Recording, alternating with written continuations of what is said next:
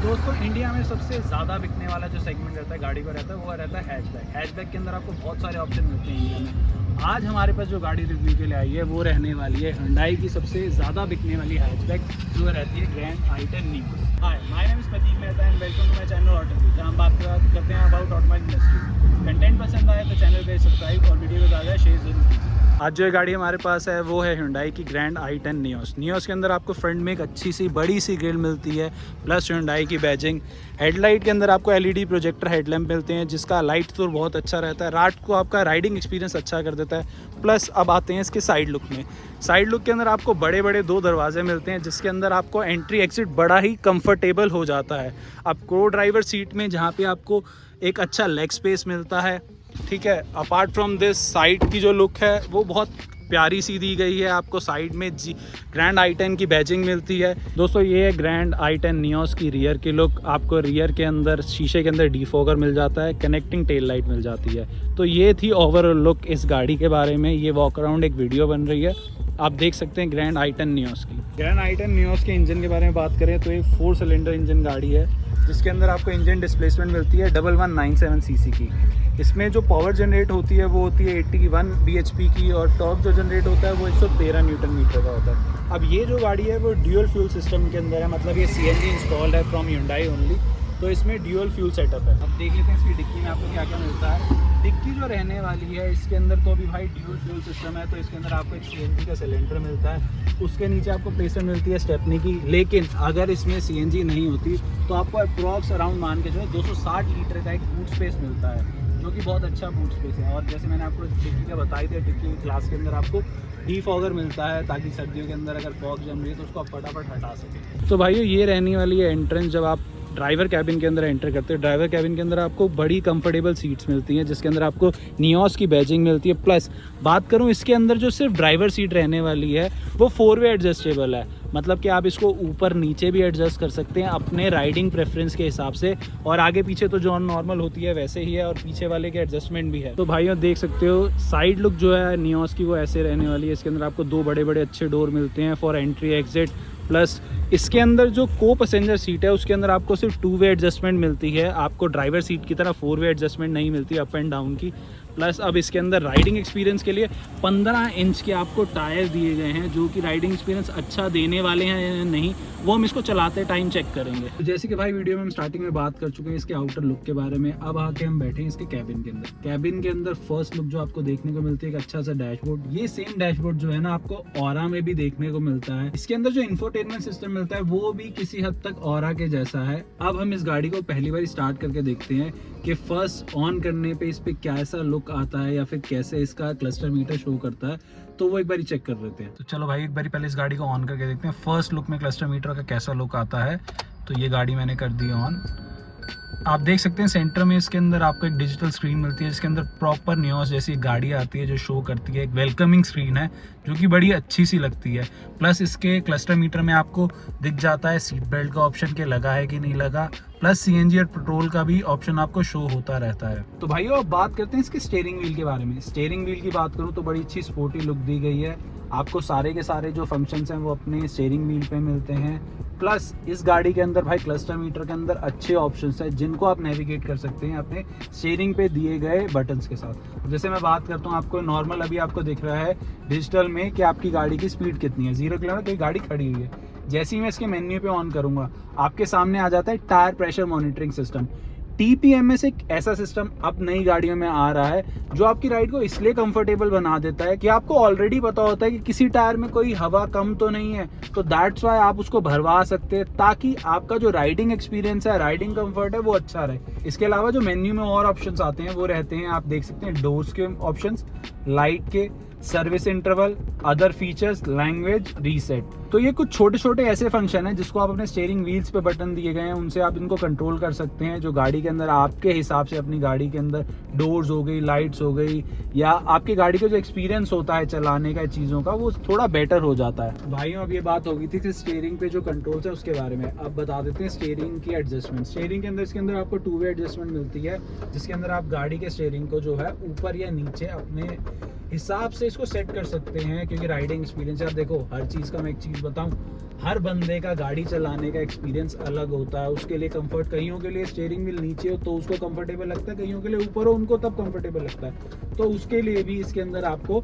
Steering wheel adjustment का option मिलता है इस गाड़ी के अंदर। तो भाई गाड़ियों को हमने कर लिया है ऑन। अब गाड़ी को ऑन करने के लिए वही सेम सिस्टम जो आजकल स्टैंडर्ड हो चुका है सारी गाड़ियों में, कि आपको पहले क्लच पे दबाना पड़ता है फिर आपकी गाड़ी ऑन होती है।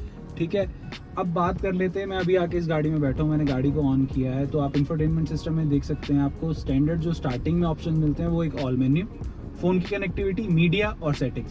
सबसे पहले बात कर लेते हैं ऑल मेन्यू। ऑल मेन्यू में जैसे ही आप जाएंगे तो आपको फ़ोन कनेक्शन, फ़ोन प्रोजेक्शन मतलब एंड्रॉयड प्ले या एप्पल प्ले के थ्रू अपने फ़ोन के जो भी चीज़ें आप कर रहे हो इस पर शो होने लग जाएगी। Voice memo, radio, media. हाँ, इसमें एक ऑप्शन जो बहुत अच्छा मेरे को लगा, जो मैंने चेक किया है गाड़ी के अंदर, जैसे आजकल नई गाड़ियों में 360 डिग्री कैमरा आ रहा है, इसके अंदर आपको DRVM मिलता है। मतलब कि जब आप गाड़ी चलाते हैं, अभी जब मैं गाड़ी चलाऊंगा आपको ये ऑप्शन दिखाएंगे, लेकिन इसके अंदर क्या होगा, आपको बैक साइड का कुछ एरिया जो है चलते चलते आपको पीछे का भी प्रोजेक्शन जो होता है वो स्क्रीन पे आता रहेगा। तो भाई बाकी बात करते हैं इसके एसी कंट्रोल्स के बारे में। एसी कंट्रोल के अंदर आपको आपके एडजस्टमेंट के हिसाब से एक नॉब मिलता है जो एयर फ्लो को कंट्रोल करेगा, आपको एयर फ्लो चाहिए कहाँ पे।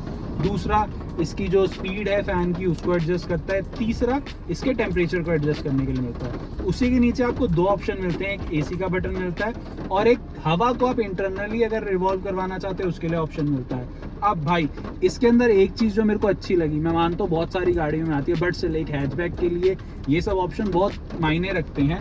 आपको 3 स्लॉट मिलते हैं, एक type C to type C charging के लिए, एक USB चार्जिंग और एक नॉर्मल, जिसके अंदर आप ऐसा सा एक चार्जर लगा के किसी भी चार्जर को इसके साथ अटैच करके चार्जिंग के लिए यूज़ कर सकते हैं। क्योंकि भाई आजकल गाड़ियों में या फिर गाड़ियों के अलावा फ़ोन एक ऐसी चीज़ है सबके पास होता है, हर बंदा ये चाहता है मेरा phone all the time charge रहे। आपको अब इसके अंदर जो स्टोरेज स्पेस रहती है, देखो आपको दिखा देता हूँ, इसके अंदर फ्रंट में आपको स्टोरेज स्पेस मिलती है। अभी इसमें जैसे पेन ड्राइव पड़ी है, ये सब चीज़ें आप अपना फ़ोन रख सकते हैं।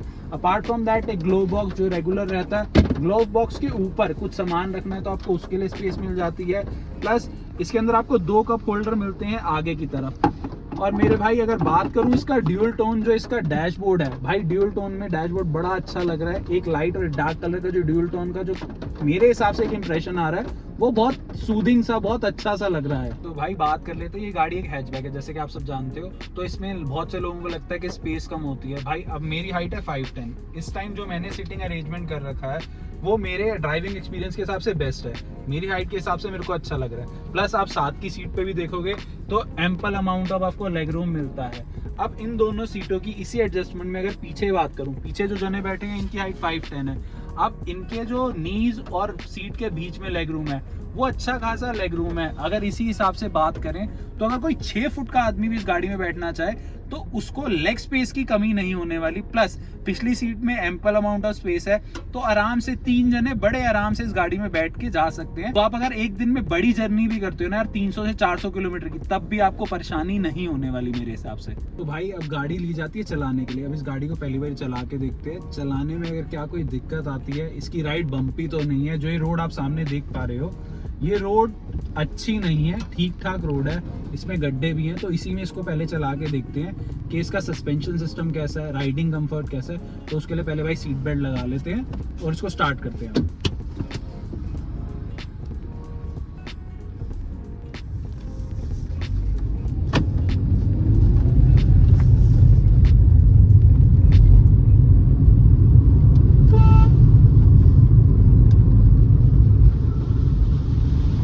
अभी तक जो थोड़ी बहुत चलाई है इसमें यहाँ पे हल्के बहुत गड्ढे महसूस हो रहे हैं, कह सकते हैं भाई हैचबैक में इस चीज़ का एक रहता है ड्रॉबैक, आपको गड्ढे महसूस होते हैं। क्योंकि जिस रेंज की गाड़ी ये है भाई उसमें आप इस चीज़ से आपको कॉम्प्रोमाइज थोड़ा बहुत करना पड़ता है, ठीक है। बट राइड इसकी अच्छी है, कंफर्ट इसका अच्छा है अभी तक चलाने में। मतलब गाड़ी का इंजन बड़ा स्मूथ है, मेरे को कैबिन के अंदर इतनी इंजन की आवाज़ नहीं आ रही इस टाइम, तो ये भी एक राइडिंग एक्सपीरियंस आपका अच्छा करता है। तो मेरे हिसाब से अच्छी है राइडिंग एक्सपीरियंस। अब इसकी भाई सबसे मेन जो मैं टेस्टिंग हर बार ही करता हूँ वो करता हूँ इसकी पिकअप की। जिस भी गाड़ी की मेरे पास आती है तो इस गाड़ी की अगर पिकअप करके देखते हैं कितनी कैसे भागती है, क्या इसका पिकअप अच्छा है बाकी हैचबैक की तरह। क्योंकि अभी मैंने रिसेंटली, अगर आपने देखी होगी वीडियो, स्विफ्ट के ऊपर बनाई थी, तो ये उसी के टक्कर की गाड़ी है। Hyundai ने इसको उसी के साथ कम्पीट करने के लिए उतारा हुआ है मार्केट में। तो अब इसकी पहले एक बार पिकअप चेक कर लेते हैं।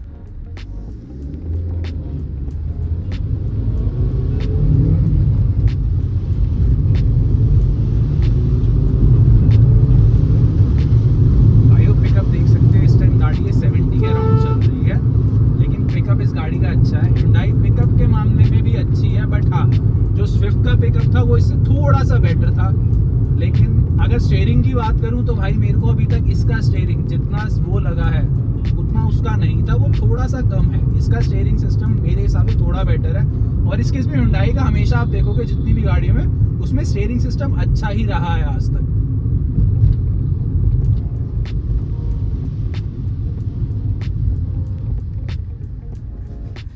तो भाई जैसे स्टार्टिंग मैंने आपको मेन्यू में बताया था एक ऑप्शन था DVRM का, तो मेरे को लगता है कुछ लोगों को पता होगा, कुछ को नहीं पता होगा। तो जिनको नहीं पता उनके लिए बता देता हूँ DRVM सिस्टम होता क्या है। वाइल ड्राइविंग, अब ड्राइव जैसे मैं गाड़ी कर रहा हूँ तो मेरे को पीछे का भी देखना है। आदत होती है लोगों को, नहीं समझ में आता इसके अंदर शीशे के अंदर कि कितना डिस्टेंस है क्या है। तो उसके लिए जैसे ही आप DRVM पे क्लिक करेंगे तो आपके सामने पीछे का चलता हुआ जितना भी व्यू है आपको पूरा दिखेगा। तो ये भी किस हद तक भाई ठीक है, अच्छी बात है। आपको एक बड़ा व्यू मिल जाता है पीछे का, गाड़ी कौन सी आ रही है, क्या आ रही है, कितना डिस्टेंस है आपकी गाड़ी के उसमें। और आपको अगर लेन चेंज करनी है तो उसमें भी बहुत हेल्प करता है सिस्टम। तो भाई ये गाड़ी चला के देख लिए। अब सबसे इंपॉर्टेंट बात कर लेते हैं, जो इंडियन मार्केट में जो इंडियन कंज्यूमर की सबसे पहली पसंद रहती है वो किसी गाड़ी की माइलेज रहती है। इस गाड़ी के माइलेज जो Hyundai क्लेम करती है वो करती है अराउंड 21 की। बट भाई रियल लाइफ में जब आप ये गाड़ी चलाओगे तो आपको ये 16 के अराउंड एवरेज देने वाली है।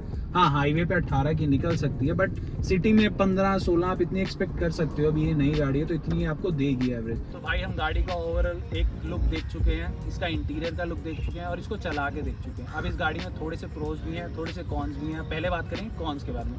कॉन में सबसे पहला जो कॉन मेरे को लगता है वो लगता है इसकी रोड विजिबिलिटी। जब आप गाड़ी में बैठ के चलाते हो तो आपकी रोड विजिबिलिटी उतनी अच्छी नहीं है जो बाकी हैचबैक्स में इस सेगमेंट में आती हैं उससे।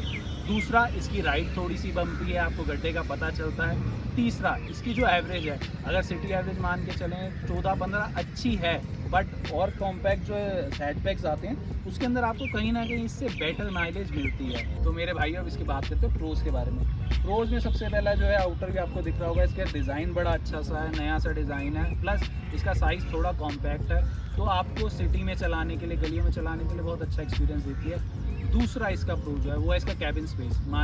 अगर मैं बात करूँ स्विफ्ट से, मैंने रिसेंटली 2024 जो अभी लॉन्च हुई है स्विफ्ट में बात करी थी, उसमें इतना अच्छा कैबिन स्पेस नहीं है जितना इसके अंदर आपको मिलता है। तीसरा है इसके अंदर जो आपको ऑप्शंस मिलते हैं, ऑप्शंस इन द सेंस मैं कह रहा हूँ टायर प्रेशर मॉनिटरिंग सिस्टम या और ऑप्शन आपको जो आपके स्टीयरिंग व्हील पे पूरा कंट्रोल मिल जाता है वो बहुत बढ़िया है। आपको इंफोटेनमेंट सिस्टम में कुछ अच्छे अच्छे ऑप्शंस भी मिलते हैं। तो ये थे इस गाड़ी के 3 प्रो। तो भाई ये थी आज की वीडियो कंप्लीट i10 नियोस के बारे में। इसके अंदर हमने बात करी इसके बहुत सारे फीचर्स के बारे में, राइड कंफर्ट के बारे में, इंटीरियर एक्सटीरियर के बारे में। आपको ये गाड़ी कैसी लगी कमेंट सेक्शन में ज़रूर बताइएगा। क्या आप इस गाड़ी को नई 2024 की जो स्विफ्ट है उसके अबव प्रेफरेंस दे पाएंगे, ये भी ज़रूर बताइएगा। अगर वीडियो अच्छी लगी तो वीडियो करिए लाइक, चैनल करिए सब्सक्राइब और वीडियो देखते रहिए। मिलते हैं नेक्स्ट वीडियो में। Till then keep driving but drive safe. Thank you.